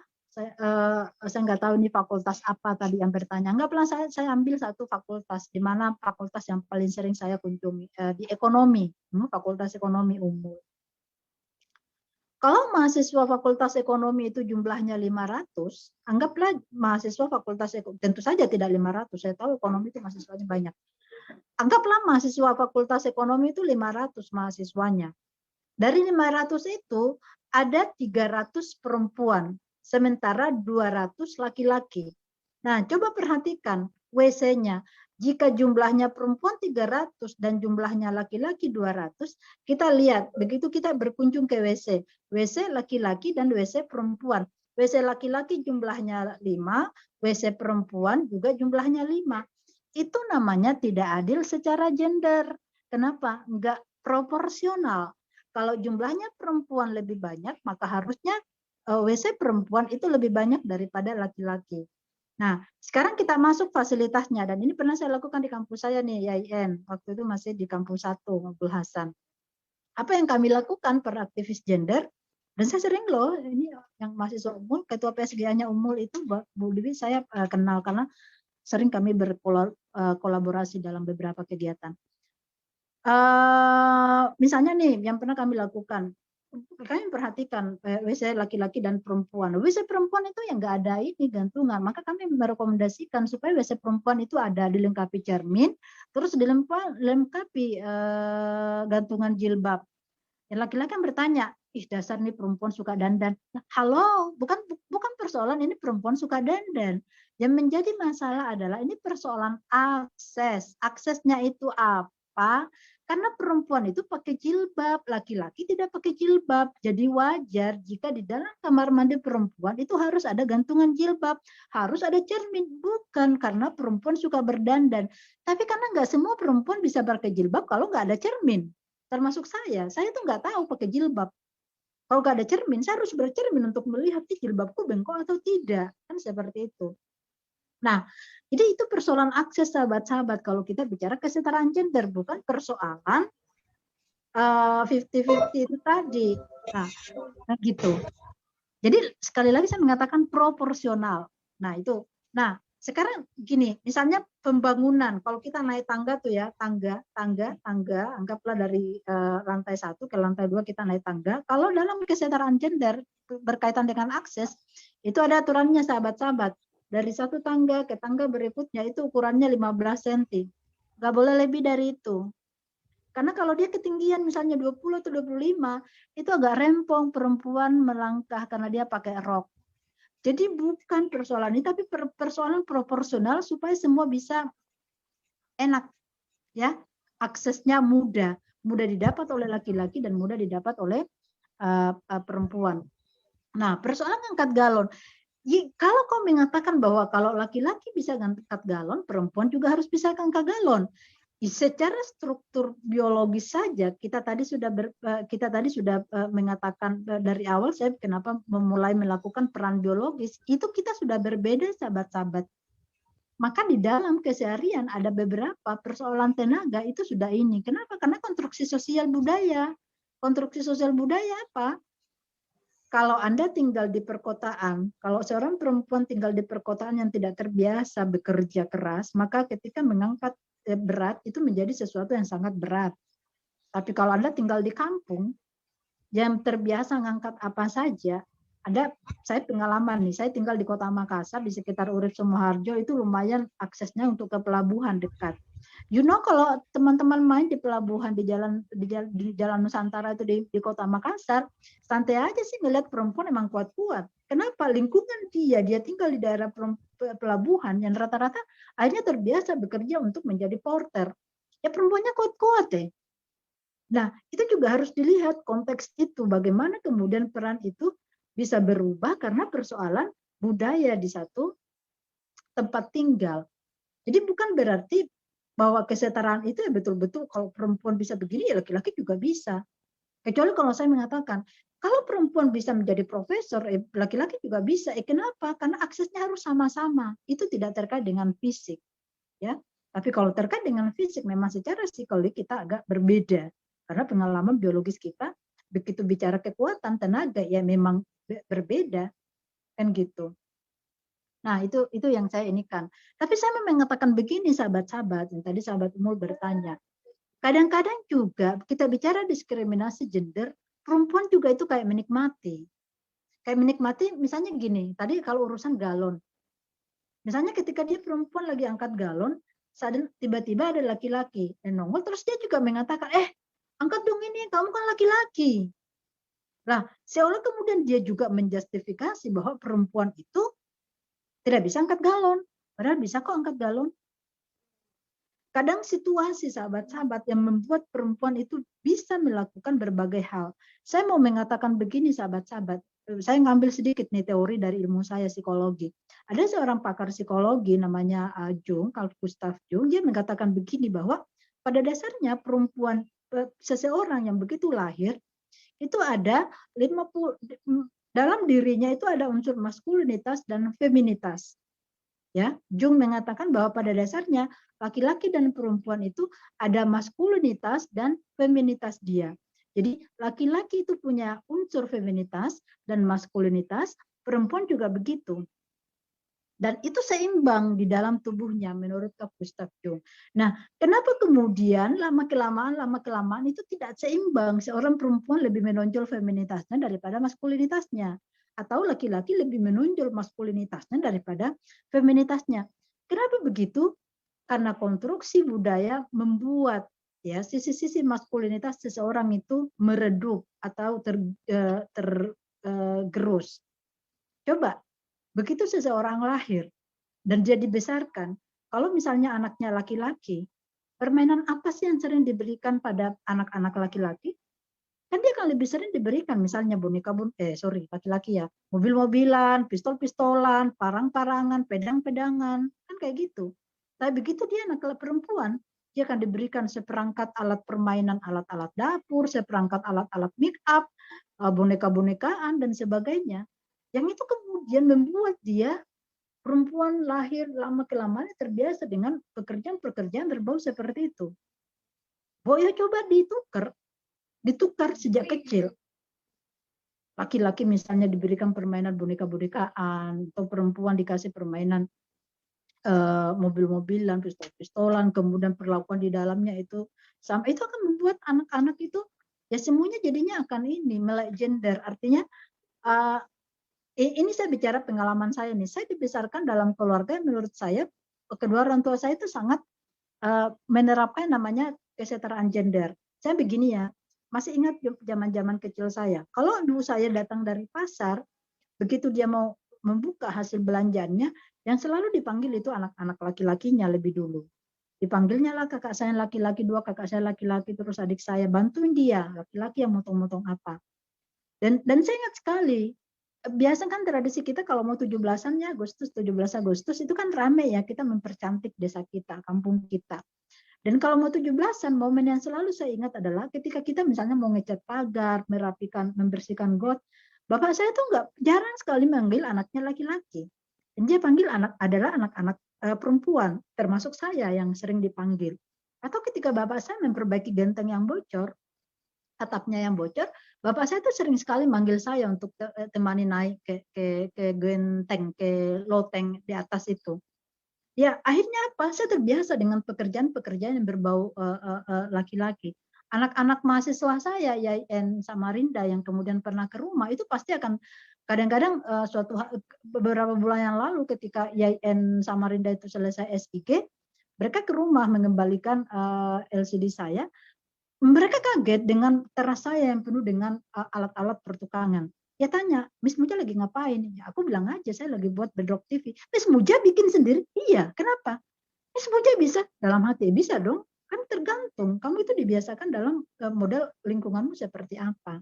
Kan gitu. Kalau Anda dari kecil tidak dibiasakan untuk mengangkat yang berat-berat, ya pasti itu akan menjadi sesuatu yang berat-berat.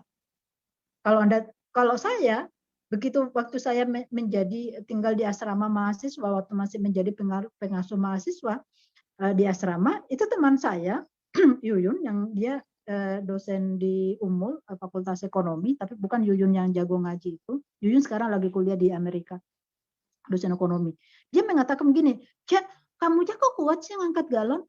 Ya, memang Yuyun nggak bisa. Enggak. Kok kenapa kamu bisa kuat ya? Ya iyalah, aku dari kecil udah terbiasa ke sawah, ngangkat padi kalau orang lagi musim panen, terus bantuin mama ngangkatin kelapa dari kebun ke rumah. Itu kan berat, terbiasa. Jadi lingkungan itu akan membuat kita ini seperti itu, sahabat-sahabat. Nah kan kayak gitu ya. Jadi itu yang membuat sisi-sisi maskulinitas dan feminitas seseorang bisa ini tergerus kan seperti itu. Nah, bicara konsep kepemimpinan, apakah kemudian Al-Quran ada bicara tentang apa sih tadi perempuan itu bisa menjadi pemimpin atau tidak? Ya saya mengatakan ya bisa, karena kalau sahabat-sahabat membaca Al-Quran dengan baik, ya saya ingat nih, ini salah satu hadis yang paling sering dipakai kaum laki-laki untuk mendiskreditkan perempuan ketika kita bicara konsep kepemimpinan. Hadis itu bunyinya begini. Tidak akan sukses sebuah kaum yang menyerahkan urusan itu kepada kaum perempuan, ya kan? Ya. atau akan hancur sebuah negara yang menyerahkan urusan itu kepada perempuan. Itu hadisnya sahih loh sahabat-sahabat. Itu diucapkan oleh baginda Rasulullah. Tapi tahu nggak sih asbabul wurud dari hadis itu? Hadis itu tuh bicara konteks negara Persia yang pada saat itu memang sedang kacau-kacaunya, di mana sistemnya kerajaan waktu itu adalah monarki. Artinya kalau bapaknya menjadi ini ya harus anaknya, bapaknya meninggal harus anaknya dan sebagainya dan sebagainya. Sang raja itu punya beberapa anak yang kemudian semua anak laki-lakinya meninggal dan satu-satunya anaknya yang tersisa adalah perempuan. Lah parahnya lagi anak perempuannya itu dianggap anak yang kurang cerdas.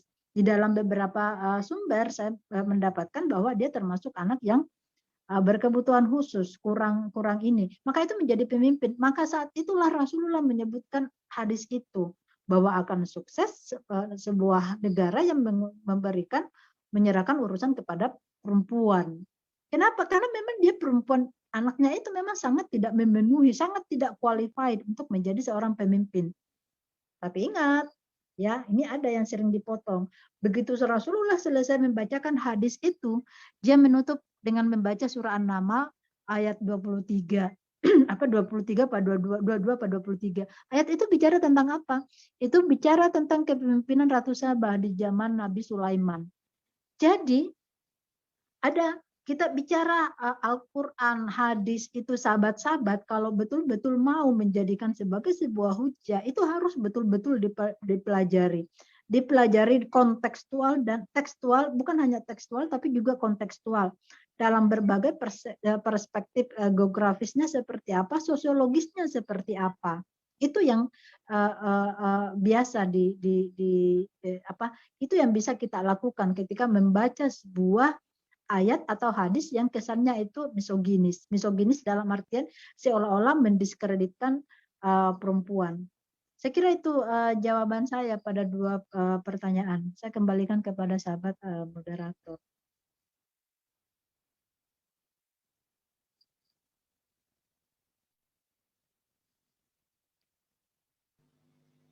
Baik, itulah tadi jawaban dari pertanyaan yang sudah ditanya oleh penanya. Bagaimana dengan penanya? Apakah sudah paham? Paham sahabat. Terima kasih Bu. Oke, sama-sama.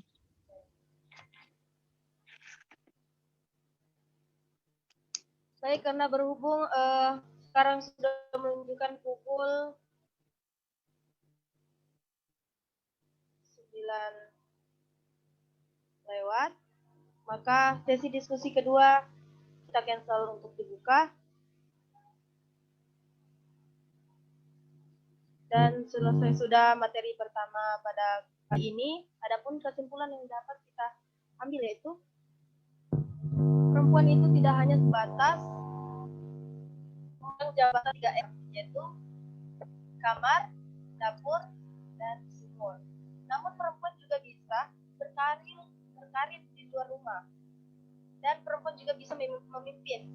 Nah, perempuan juga bisa memimpin itu ada di ayat salah satu ada di ayat At-Taubah ayat 71, di mana dalam ayat At-Taubah ayat 71 itu terdapat kata aulia, itu pemimpin, di mana kata itu ditujukan untuk perempuan dan laki-laki. Jadi perempuan juga bisa bertanggung jawab dan memimpin yang akan itu.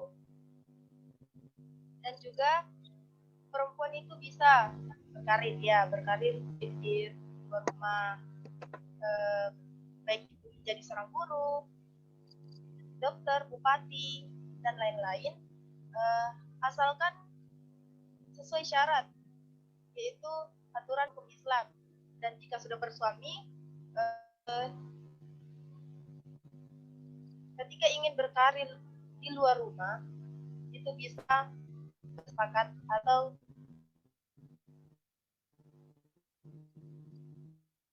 diskusi dengan suaminya, meminta izin dengan suaminya ketika sudah diizinkan. Jadi perempuan sudah diizinkannya. Baik, itulah tadi kesimpulan yang kita ambil. Selesai sudah materi pertama kita, yaitu perempuan perspektif Al-Quran dan Hadis. Dan sebelum kita mengakhiri materi kita pada kali ini, marilah kita mengucapkan hamdalah.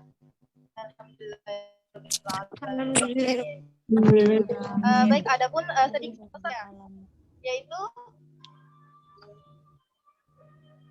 jangan hanya wajah yang dipoles, tapi poleslah juga pemikiran kita. Karena cantik saja itu tidak cukup untuk membentuk generasi yang berkualitas. Saya selaku moderator mundur diri. Adapun kekurangan ataupun kesalahan mohon maaf. Wallahumma fiq ila Wassalamualaikum warahmatullahi wabarakatuh.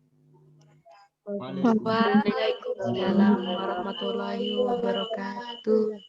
Waalaikumsalam warahmatullahi wabarakatuh. Waalaikumsalam warahmatullahi wabarakatuh.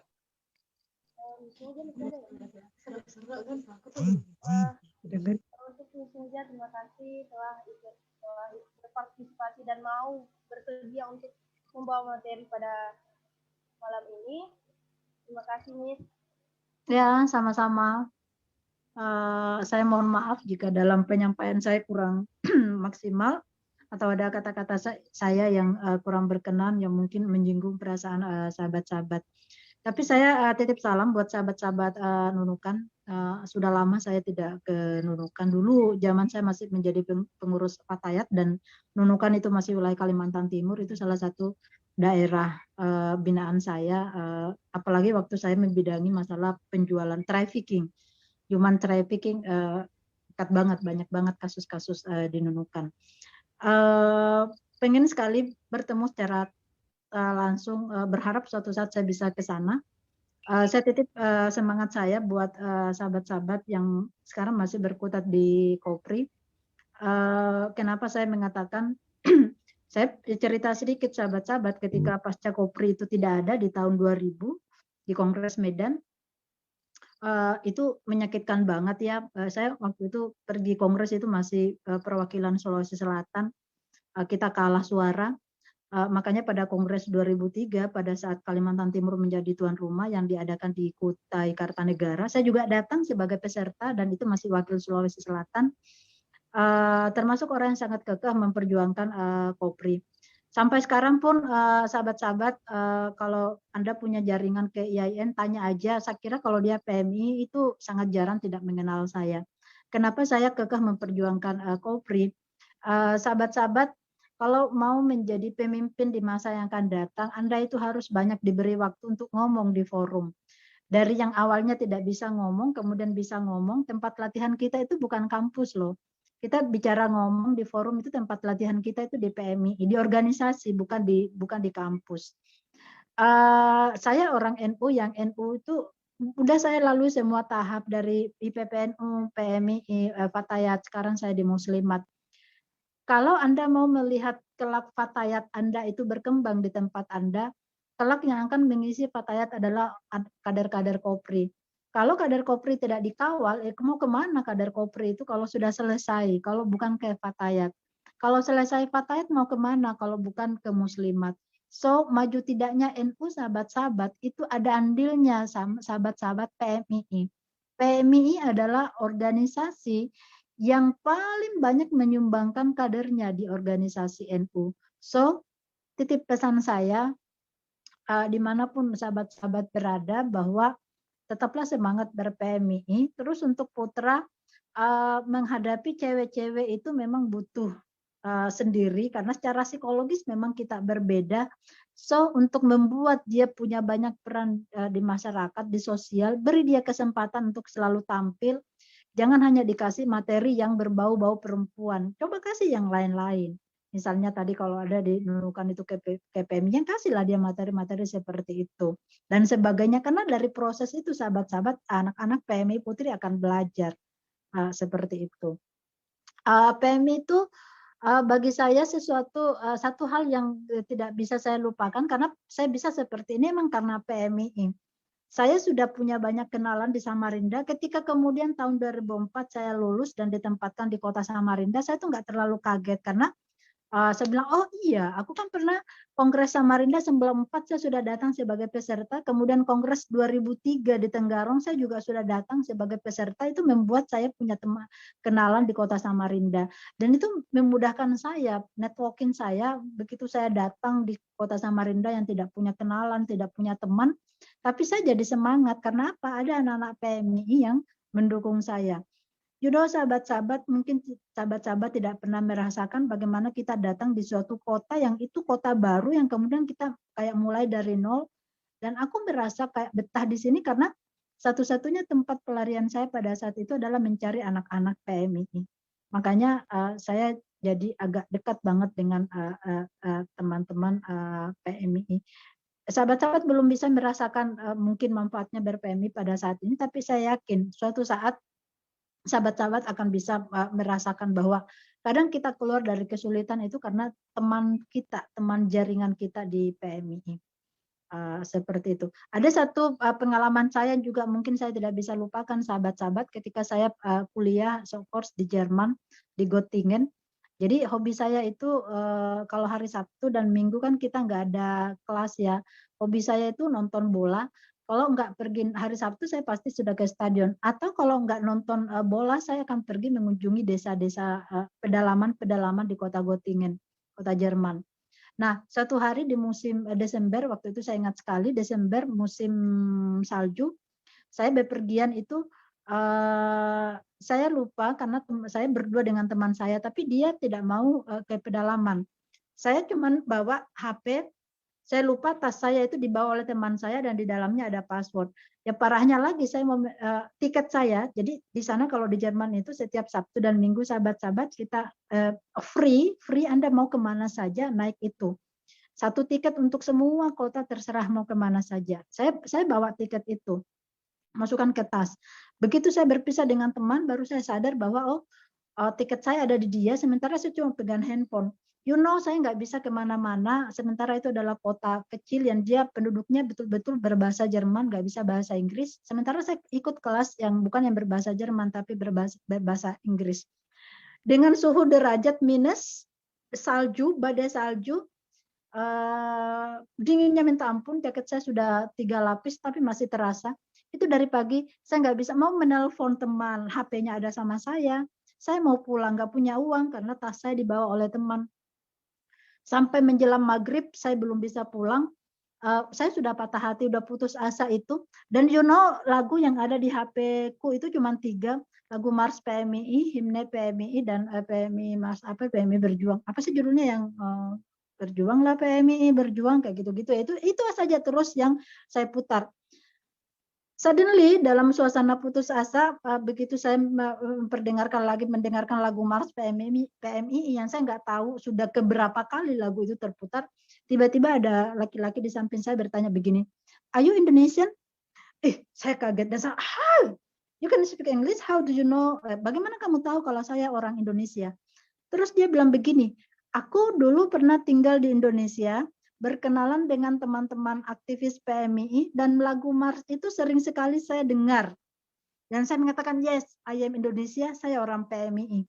Begitu dia mengatakan bahwa saya orang PMI, saya baru bisa mengatakan, bisakah kamu menolong saya? Saya menceritakan saya tidak bisa pulang karena tidak punya uang, karena ini saya dibawa tiket. Saat itulah aku bisa pulang kembali ke tempat penginapan saya karena saya ditolong oleh seseorang yang pernah tinggal di Indonesia dan dia berkenalan dengan orang-orang aktivis PMI. Dan again, menurut saya yang membantu saya pada saat itu adalah PMII. Itu kira sahabat-sahabat yang pengalaman saya yang susah sekali saya lupakan. Saya kira itu pesan saya sahabat-sahabat. Allahumma fiqillah komentarik. Assalamualaikum warahmatullahi wabarakatuh. Waalaikumsalam warahmatullahi wabarakatuh.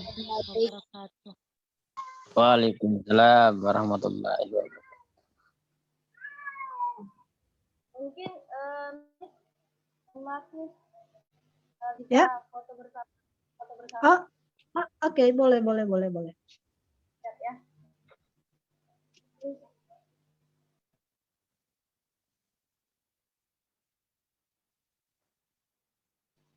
Satu, dua, tiga. Jangan menelan pil pahit.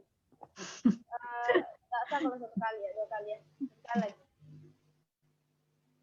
Tangan terkepal, tangan terkepal. Ayo, tangan terkepal. Dan maju terus.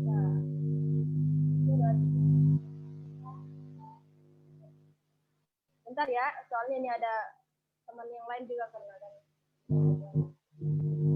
Terkepal, ayo. Oke, terima kasih nih. Ya. Saya keluar ya. Mohon maaf untuk peserta, tolong stay. Ada pesan dari C atau panitia. Yang belum screening akan kembali ke link yang tadi, yang di grup. Link masing-masingnya. Yang belum screening, silakan lanjut screening. Masuk di link berdasarkan kelompok yang tadi ya.